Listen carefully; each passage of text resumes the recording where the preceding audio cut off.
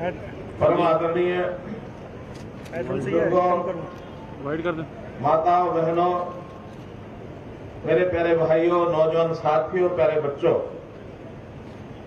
आज हर भारतवासी के लिए हर्षोल्लास का यह दिन है। आज हमने स्वतंत्र भारत के रूप में 75 वर्ष पूरे कर लिए हैं। इस खुशी में हर गली, हर मोहल्ला में तिरंगा फहरा रहा है। आज हर घर दफ्तर में तिरंगा है, हर मुंडेर पर, हर हाथ में तिरंगा है। पूरा देश तिरंगे के रंगों में रंगा है। कहते हैं कि कुल 7 रंग होते हैं, लेकिन आज तो मित्रों पूरे देश में 3 ही रंग दिखाई दे रहे हैं। ये तिरंगा ये सारे देश में लहरा रहा है। मैं आजादी की 75वीं वर्षगांठ के पावन अवसर पर सभी प्रदेशवासियों को हार्दिक बधाई देता हूं। सबके स्वस्थ जीवन और खुशहाली की कामना करता हूं।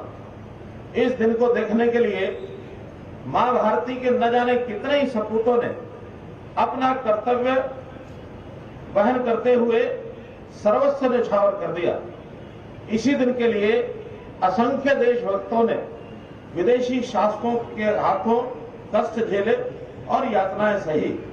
शहीद आजम सरदार भगत सिंह, राजगुरु सुखदेव और शहीद उधम सिंह सरीखे अनेक देशभक्त फांसी के फंदे पर झूल गए, लेकिन झुके नहीं। मित्रों, इस आजादी को प्राप्त करने में बहुत कीमत देनी पड़ी है। हम जानते हैं कि आजादी से पहले देश का विभाजन हुआ था, वो भी हमको झेलना पड़ा था। भाइयों बहनों, स्वतंत्रता दिवस ऐसा पर्व है जिसे हम मिलजुल कर मनाते हैं और श्रद्धा के साथ राष्ट्र ध्वज फहराते हैं। आज मैं आजादी के लिए मर मिटने वालों, ज्ञात अज्ञात शहीदों को भावभीनी श्रद्धांजलि देता हूं।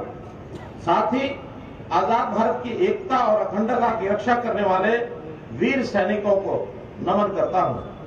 प्रिय प्रदेशवासियों, इस समय जब हम आजादी का अमृत महोत्सव मना रहे हैं, तो अपने उन राष्ट्र निर्माताओं, सीमा प्रहरी सैनिकों, प्रतिभाशाली वैज्ञानिकों, अन्नदाता किसानों, मेहनतकश कामगारों के प्रति भी गहन कृतज्ञता व्यक्त करता हूं, जिन्होंने अपनी प्रतिभा, साहस और मेहनत के बल पर भारत को दुनिया की बड़ी शक्ति के रूप में खड़ा कर दिया है। भाइयों बहनों, भारत की गौरवशाली विकास यात्रा में हर कदम पर हर भारतीय का महत्वपूर्ण योगदान रहा है। हमें गर्व है कि 10 मई 1857 को स्वतंत्रता आंदोलन की पहली चिंगारी अंबाला में फूटी थी। यहां से उठी चिंगारी ने न केवल प्रथम स्वतंत्रता संग्राम का रूप धारण कर भारत में ईस्ट इंडिया के शासन का अंत किया, बल्कि आगे चलकर ऐसा जन आंदोलन खड़ा कर दिया जिसके बलबूते हम सन 1947 में अंग्रेजी हुकूमत को उखाड़ फेंकने में भी सफल रहे। हमारे वीर जवानों ने आजादी के बाद भी देश की सीमाओं की सुरक्षा में अपनी महत्वपूर्ण भूमिका निभाई है। आज देश की सेना में हर 10वां सैनिक हरियाणा से है।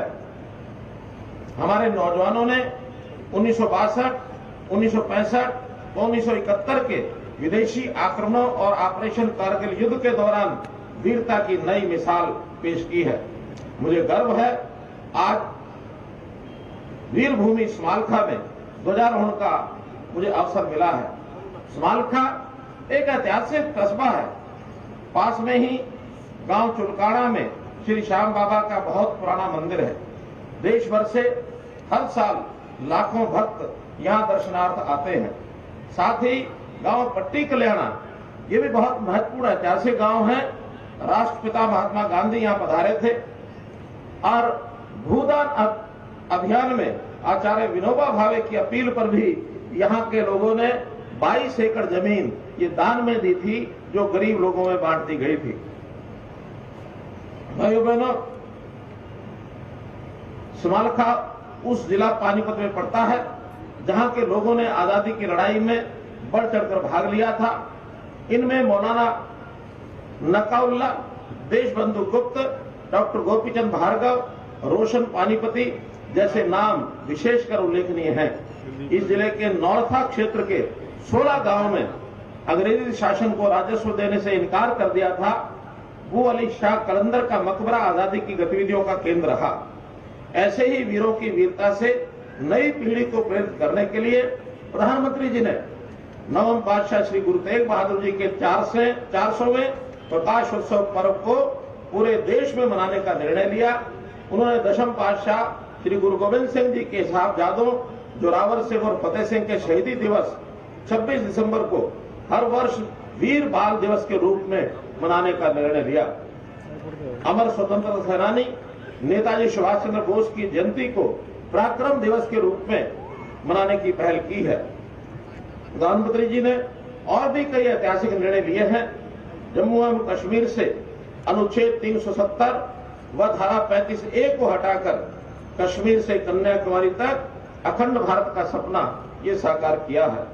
उन्होंने देश के बंटवारे को 20वीं शताब्दी की सबसे बड़ी त्रासदी बताते हुए हर वर्ष 14 अगस्त को विभाजन विभीषिका स्मृति दिवस मनाने की घोषणा भी की है। अयोध्या में भगवान श्री राम के भव्य मंदिर की आधारशिला रखकर करोड़ों देशवासियों की आस्था को मजबूती दी है। वहीं नई राष्ट्रीय शिक्षा नीति लागू कर 21वीं सदी का आत्मनिर्भर भारत बनाने का मार्ग प्रशस्त किया है। इनके अलावा सर्जिकल व एयर स्ट्राइक, नागरिकता संशोधन कानून। नमस्कार, मैं हूं मानक गुप्ता।